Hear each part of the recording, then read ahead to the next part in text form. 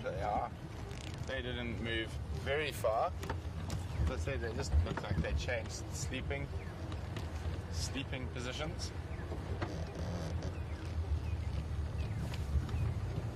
Hello, kitty cats.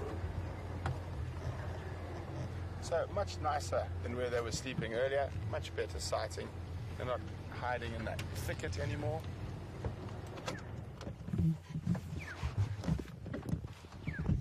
1, 2, 3, 4, 5, 6, 7, 8. All present and accounted for.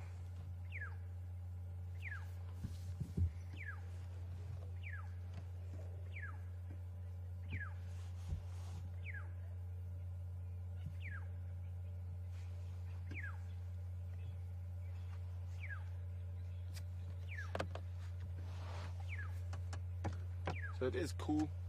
It's the right time of the day to be with lions. As I said, they are infinitely lazy animals, sleeping for on average about 20 hours a day.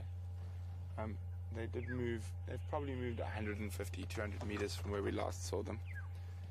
And as I said, they quite often do their movement in sort of bouts of 20 minutes. They'll walk for 20 minutes, then they'll sleep again for 20 minutes, walk for 20 minutes, sleep again for 20 minutes. Very, very lazy animals. But if we have a look at their bellies, they are still quite full. We're able to see that now. They're still digesting buffalo.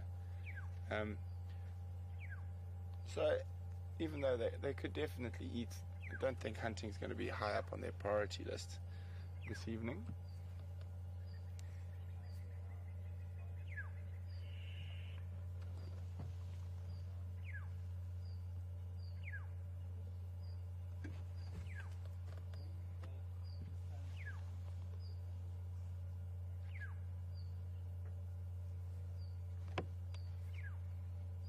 And so what's happened is, as it got cooler, they've stopped sleeping under the bushes and thickets, and they've actually moved out. Now are resting out in the open, possibly a slight more breeze to keep them cool. They're definitely not looking very energetic at the moment.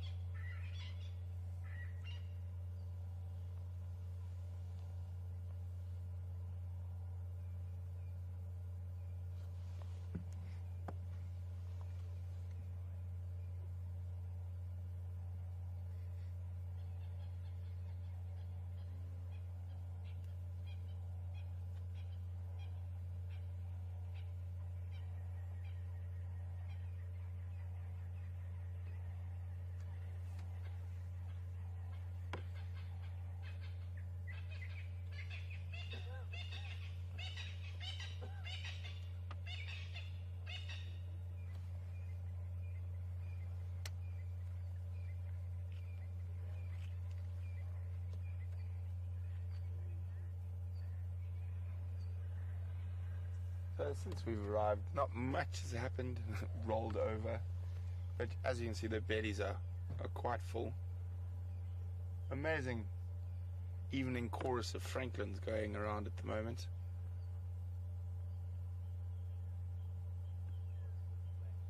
For those of you who might have just tuned in or didn't catch the whole update, or are new to the Safari Live concept, whatever I am seeing, you are seeing, wherever you are in the world, bar a few seconds. So we are at this very moment sitting in the heart of the African bushveld, about 4 meters from a pride of 8 lions.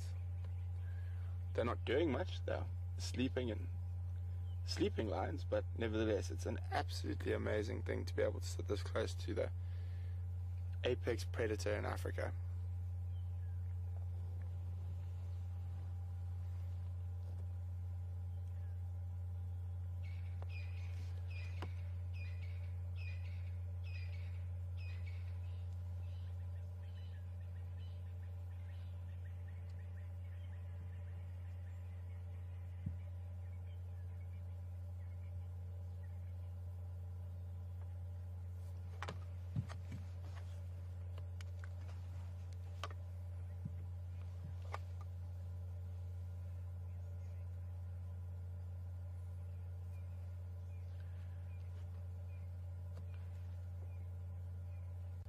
Good evening, Joyce from New Hampshire. Joyce would like to know what particular birds that are calling in the background at the moment. Joyce, the two loudest ones you're going to be hearing are crested francolin and Natal francolin. Both species are calling.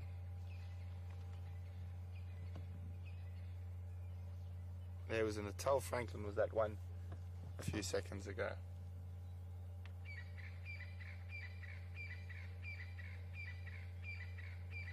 So for those of you wondering how Joyce got her question to me, we are interactive and we do appreciate your questions, and you can get your questions to us by emailing us at questions@safarilive.tv, at wildearth.tv, or you can just use the hashtag SafariLive if you're on Twitter.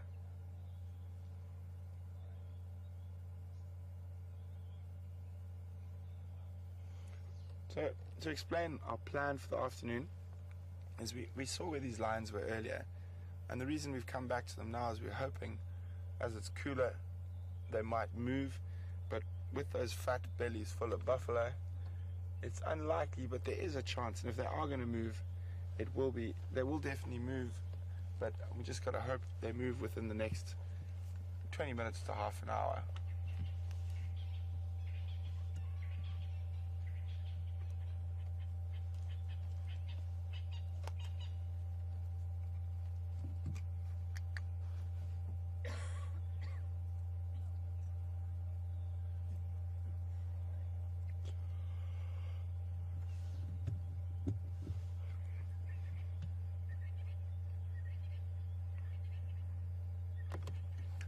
Good evening, Sandy. Sandy would like to know if a lioness has cubs from a male outside of the dominant males in the area, will a male kill them? And if so, how would he know? Well, Sandy, that's a very interesting question. Lions and leopards have things that it's called a false estrus. So the males think they're an estrus, and they will mate with them even though they're not an estrus. It's only much shorter than the normal estrus period. And in recent studies, it turns out to show that up to 48% of lion cubs in a certain area of Namibia called Etosha were born to non-pride males. So males that hang around the peripheries and basically sneak in, mate with the female, and then sneak out, and so it's difficult for that male to know, especially with things like false estrus.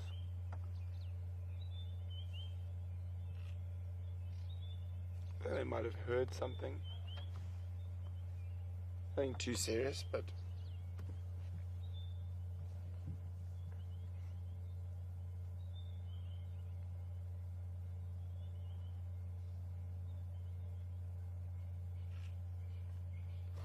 just going to reposition ourselves. There's another game vehicle coming in, and if anyone can see those flashes, there is another game drive vehicle here. Andrew's there. He found the lines for us, so his guests are just taking a few pictures. I'm going to see if we can sneak around the front of him.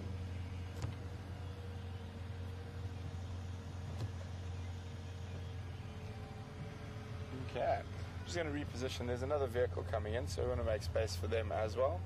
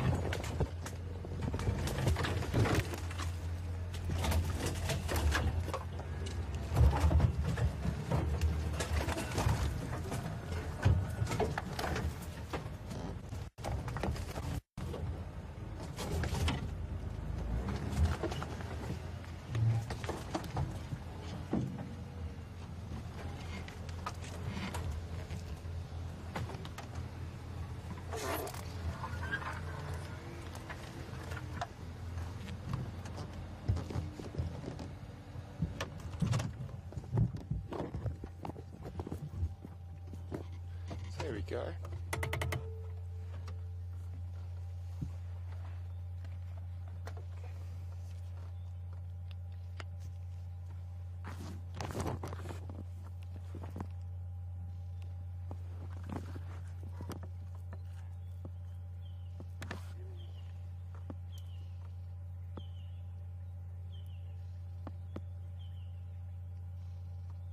There is some signs of possible movement when they start stretching.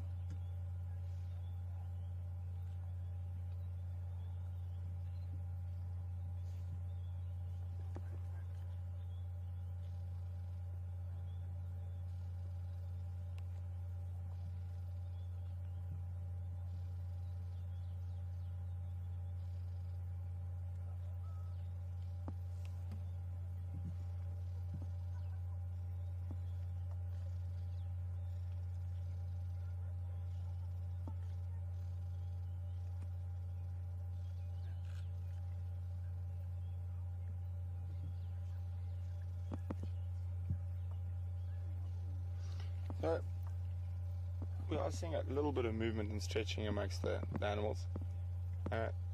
This could mean they're moving. They might move, but I think it's still quite a way off. So lions have a very distinct greeting and sort of process before they get moving. Quite often one will stand up, stretch, and sort of wet, and so then go urinate. And then we'll sort of walk back to another line and flop onto it.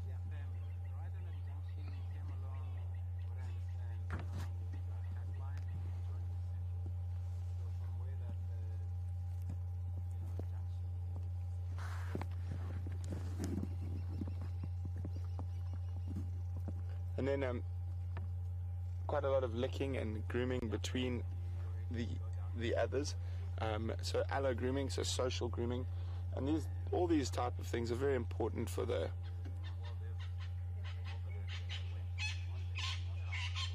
you'll see that all that social grooming is very important for the makeup of the pride. Being the only social cat, they need to reaffirm those social bonds, because when they feed, those all go out the window, and it's each lion for itself. So there we go, roll over, fat belly. So there will be a lot of that before they start moving.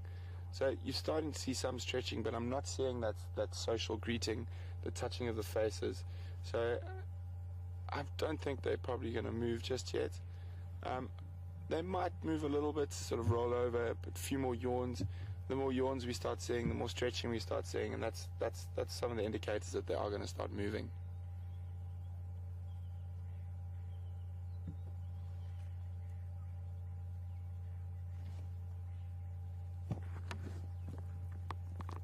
Andrew, did you hear that? No, it sounded like my shower. I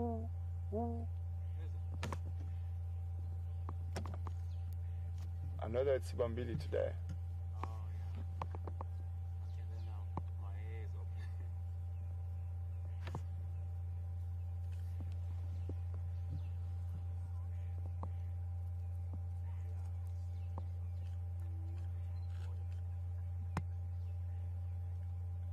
So we're still sitting with the lions, not moving much. We're talking about how the sort of signs that a lion is going to start moving, or pride of lions is going to start moving. We start seeing a lot of sort of yawning, stretching, a bit like that, from the individuals, and like that lioness sitting up at the back and cleaning. But the most important thing is what we call allo grooming.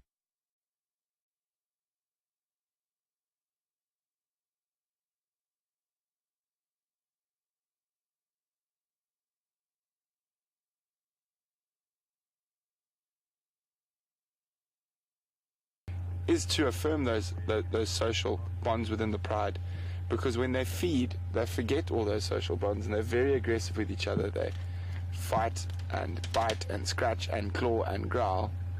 There's some more stretching happening. So you watch. See, now this is nice, good line behavior. She's now going to walk. She's been away from the others, and she's probably going to flop down on another line. Or exactly. And there we actually can see the beginning of that social grooming I was talking about.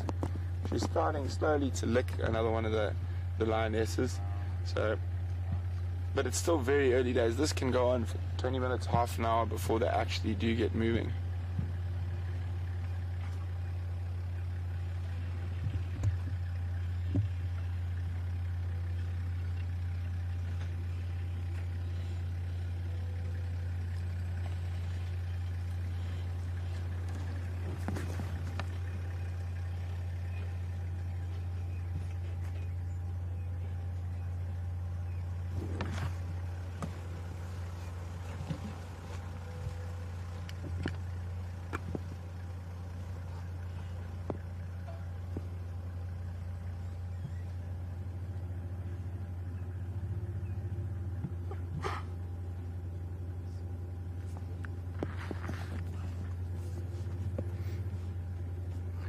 Good evening, Nigel. Thanks very much for your tweet.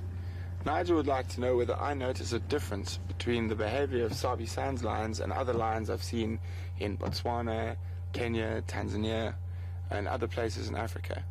Well, one thing you must always remember with animals, Nigel, is that a lot of behavior is area-specific rather than species-specific. So lions in the Sabi Sands will behave one way, and lions in Botswana will behave a different way. So the lions in the Sabi Sands are very well-known buffalo hunters, whereas I've seen lions in southern Tanzania that are petrified of buffalo, and that can even change from very close areas. So it's very important to remember that a lot of the behavior is very area-specific rather than species-specific, and I'm talking about quite unique behavior. So in general, there's a lot of lion behavior that would be very similar wherever you are in Africa, but there is certain behavior that will be very unique to certain areas. For example, the lions in the Okavango Delta will swim across large bodies of water. I don't think you could get a Sabi Sands lion to do that. They don't even like getting their toes wet. So a lot of that behavior is very, very, very area specific. For example, the lions in Chobe as well are avid elephant hunters when it's very dry there. I've only heard of 2 or 3 occasions where elephants have been sort of 15, 16-year-old elephant bulls have been hunted by lions in the Lowveld. But yet in northern Botswana and South Luangwa, that's a relatively common practice when it is very dry. Not to say that these lions wouldn't do it, it's just they haven't sort of had the practice.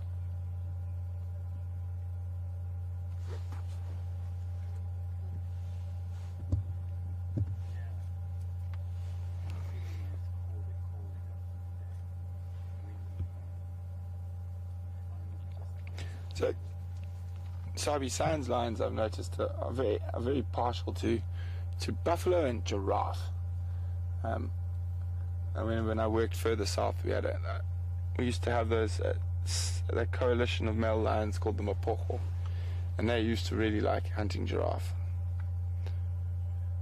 But if you move even just 70 kilometers further east of us here to the basalt plains of the Kruger National Park around Satara, there they do hunt giraffes, but they barely hunt buffalo. But that's because there's a huge population of wildebeest and zebra on those basalt plains, and those wildebeest and zebra will make up the majority of what they kill. That was one particular pride. We did see them hunt buffalo, but not as often as you would say in this area. And that also changes with the different lions in the group.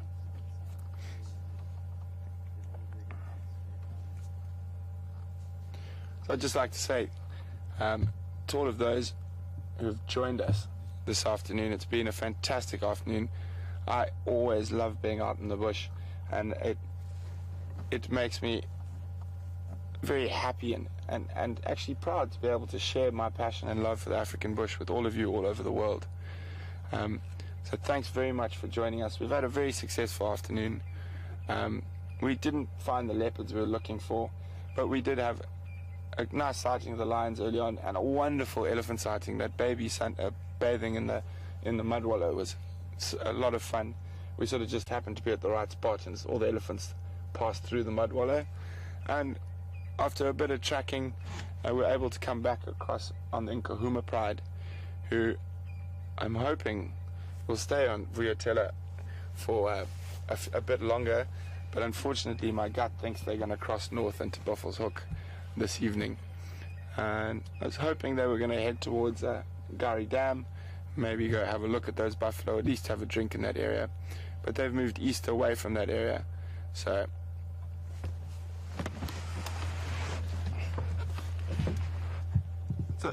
again, thanks very much, guys, and from all of us here at WildEarth. Have a wonderful evening and join us all again tomorrow morning. Good night.